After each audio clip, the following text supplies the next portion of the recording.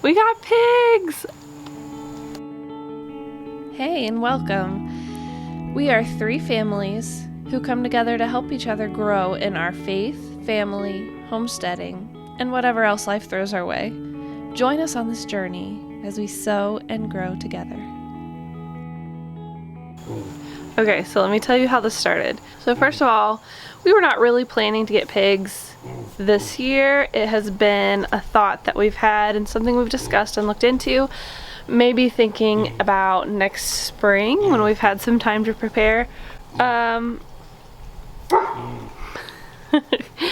if you've ever just had an opportunity and had to jump into it, sometimes you just make do with what's happening. You'll notice when you start getting into something like this, if you're new to like homesteading, raising your own food, livestock, anything like that, you may feel that you don't really know what you're doing, or what resources are available around you even, or what people are around you that are selling things that you might need. You just don't know. And so you start making connections, and I think that's probably one of the most important parts of this, is the community and the connections that you can make. The more we have talked to people, the more the people that we have found that have common interests, it has been just so fun. So we had a friend of a friend selling some pigs. So we had a friend of a friend, a mutual acquaintance connected us with, that needed to get rid of some piglets, and they were weaned and they were really needing to find homes for all these piglets. So our friends messaged us, "Hey, I just found out about these piglets, do you want a couple?" And we said no. Yes. So we asked for more information. Some things that we knew that we needed to know before we totally jumped in would be what breed, so we could have an idea of what we're getting into, how old, how much they were going to be, any other information like that we could have. They asked those questions for us, got us the information. These pigs are a crossbreed of some pretty common meat pig breeds. So they're kind of a Berkshire, Yorkshire cross with maybe some others in the mix also. But what all these pigs have in common is they grow really quickly, very large. So it's not the traditional homesteading breeds that you may have heard of, like the Cooney or the American Guinea Hogs, which we had looked into. There's some pros and cons to going that route. We had been considering which way we wanted to go. Now, the Cooney and the American Guinea Hog can be fed primarily on grass if you keep them moving, rotating, and you can keep them growing and healthy just on grass and foraging, with maybe some supplementation on the leaner times of the year. And that is really sustainable for a small homestead when you don't want to have to go out and just buy a whole bunch of grain at these feed stores. So we had looked into that. But the problem with that is it takes them about 18 months to be full grown, rather than the 7-ish months that the traditional meat pigs need. They also don't get as big, so there's not as much meat, and we've heard that the meat can taste a little gamier, not the traditional pig taste that you're used to when you have bacon and ham and sausage and all those things. Those are just some of the things that you might want to consider when you're looking into a breed of pig. So as soon as we knew what we were getting, and that we were in fact getting it, and we had a start date, we started our research. Continued our research, really. We had already been watching YouTube videos. What a great resource we have just free at our fingertips. Googling, YouTubing, all those things, gathering some information. But one little plug I want to make, something that's been really helpful for us, if you haven't checked out Justin Rhodes' Abundance Plus. It's a streaming service just for homesteaders and people who are interested in these sort of things. It does cost to subscribe, and they have an app and you can get it on your TV and different things. They have a whole section just on pigs, and we started looking at permaculture pigs, Joel Salatin stuff, Justin Rhodes stuff, some other people, and specific things on what would you do if you were just getting started with pigs? What would you do if you were a homesteader and you get just a small number of pigs and you have a small amount of space? And that was really key for us. We learned a lot of really interesting things that we just would not have known.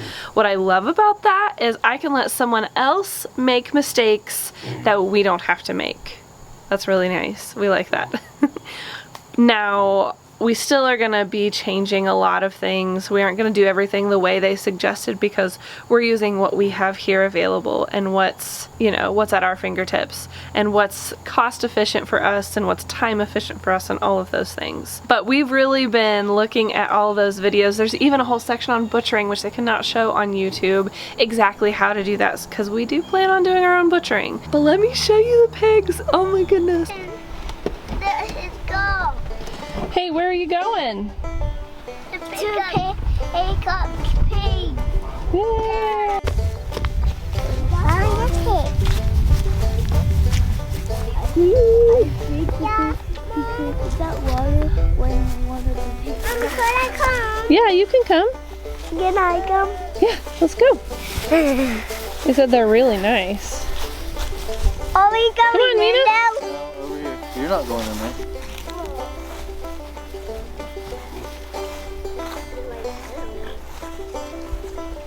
That pig is looking at us. He's like, what are you doing here? I bet that pig is going to try. That pig was trying. That pig's running.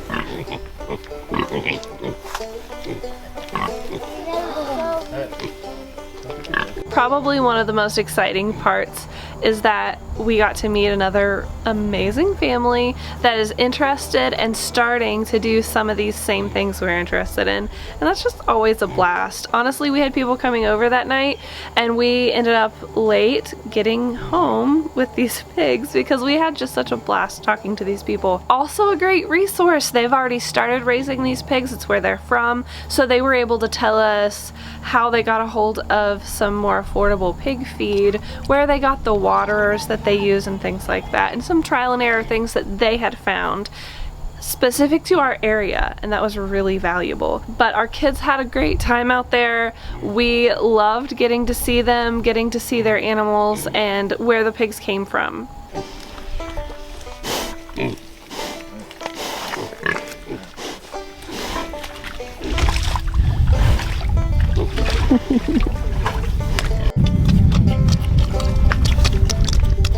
We had seen these pig water nipples for sale online. We were planning on purchasing some. You put it right there in the food grade barrels, and we already have one of those. So we were just going to purchase them. He told us where we could find them locally, so that's pretty neat. That way we're not carrying them all the way. You can hear the pigs here crunching. The kids were throwing them walnuts that they'd gathered off the ground, and the pigs were having a blast finding them and chewing them up. Becca was riding a pig and she fell into the mud.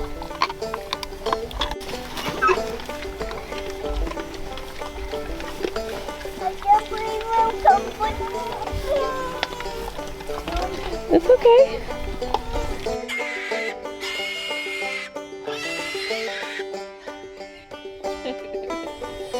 Best way to do it.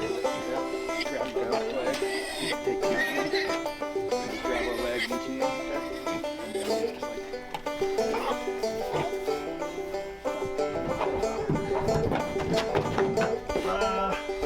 girl. Not the boys are. Yeah. Even though they got big. I can see it. I can see it. I can see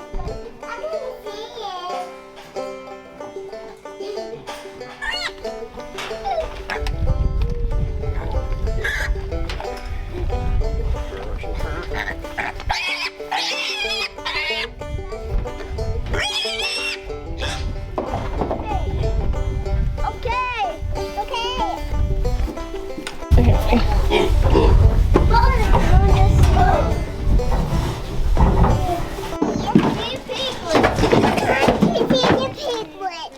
So we got home, I ran inside to finish cooking because, oh my goodness, everyone was already at my house. I handed off the camera and the guys got the pigs in their temporary home.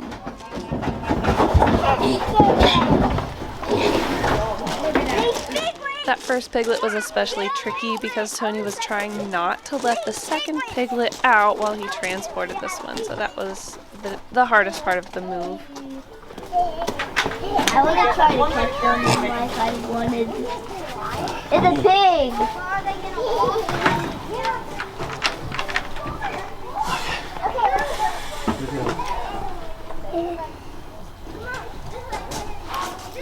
There's a pig over here. I know you had a baby goat. We picked up piglets. I know you got a baby goat, right? We got those on this birthday. I know it looks and sounds a little rough with Tony holding them by their back feet. That was suggested by the people we purchased them from. And also videos we've watched. It does, believe it or not, help relax them just a little bit. If you've ever held a flailing animal like this, it could hurt you or themselves in kicking. So this kept that from happening, kept everyone just a little bit safer. I know it looks a little rough, but this was really just the best option. So let me tell you a little bit about what we're planning to do with these pigs. Because I know Tony has raised pigs in the past and it's been very messy, stinky, all those things. And the things we've been watching on Joel Salatin, Justin Rhodes, and people like that are doing more permaculture, sustainably based things, they are careful about the health of their animal and the health of their habitat because that affects our food in the end. So we want healthy, happy animals. We want them to have, like Justin Rhodes says, one bad day and they don't even remember it. The rest of their days will be great. So here's where we're starting. Now, just last week, we took all of our chickens out of this giant chicken coop and we have moved them to a contained space in the yard. It's a semi-permanent location, so we're setting that up for now. We plan on adding bedding as they've really pecked and scratched all the grass down there. But we could move it. We can move it fairly easily when we want to. And we may make that place into a garden spot next spring, just move the chickens and use that spot for a garden. That's definitely a possibility. We also want to try to use the pigs for that kind of stuff too. This old chicken coop is totally enclosed. The hardware cloth goes all the way down into the ground. We really went overkill on this to protect from predators. Turns out we don't really have a huge predator problem most of the time here. We have had for chickens the occasional hawk, and we have had a fox that has one by one got all of our chickens one year. But for the most part, they have been pretty safe, but it totally contains the pigs. It still has bedding in there that is decent and dry. So we put a bucket of water in there for now. We put some containers for food. We just set up a roll of electric fence and we're charging it up and just leaving it in there. So for the next few days, the plan is to train them to that fence. Once they're really trained to this fence, we will put them out in the field in a couple different places we have in mind and move them while we still have good enough weather that makes it worth it, while there's still something for them to forage. So that will help supplement the feed. We had a little incident with our male goats when we were trying to keep male goats and female goats separated at the beginning. We had two males and we were trying to keep them in a movable electric fence. We had just got them and we're trying to keep them away from the girls till the right time. We put them in the electric fence, which they had never seen before. And yeah, the first touch, they bolted, ran through the fence, dragging the fence with them. I got wrapped up in it. It was a whole thing. Oh look, I found the video. You want me to carry him? Okay. I'll go down. Now that fence, that will hurt if you touch it, okay? Is it on? Yeah, it's on. It's hot. See what happens here. I think they're okay. I'll go. Yeah, they can climb up. They can climb up in the woods a little bit. Or be down here. Or go in their little shelter. Drink their water. Maybe in about a week we'll alternate it.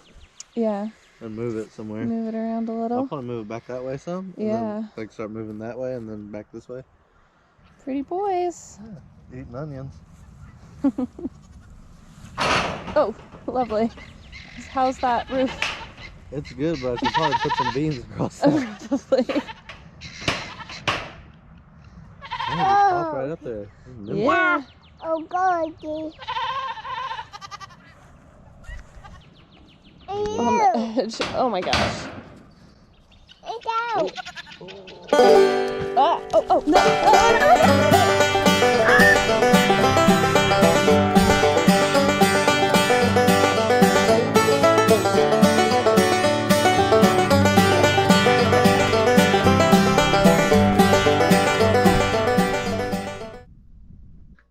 just briefly say this did not go according to plan. And usually when we start something new, especially involving the animals, we research like crazy. We watch all the videos and everyone else's mistakes and try not to do it. But obviously that did not happen this time. So if you missed that, let me just do a little quick recap. Okay, so what's happening here is Axel has decided he does not want to eat the grass inside his new fancy fence. He wants to eat the grass right outside of it. So he sticks his whole head through the electric netting and then obviously is very unhappy about that. No. So now as he is running, he's pulling the fence with him and wrapping it around me, and I'm carrying Gabe, who's our 2-year-old middle child, and I'm screaming like a baby. Now you see Tony tackling Axel to try to get him to stand still enough for us to get his head out of the netting. That hurt. And here you see me ask the obvious question as Tony is being shocked as he's holding down this goat in the electric netting. Do you want me to turn it off? Do I turn it off? Okay, no.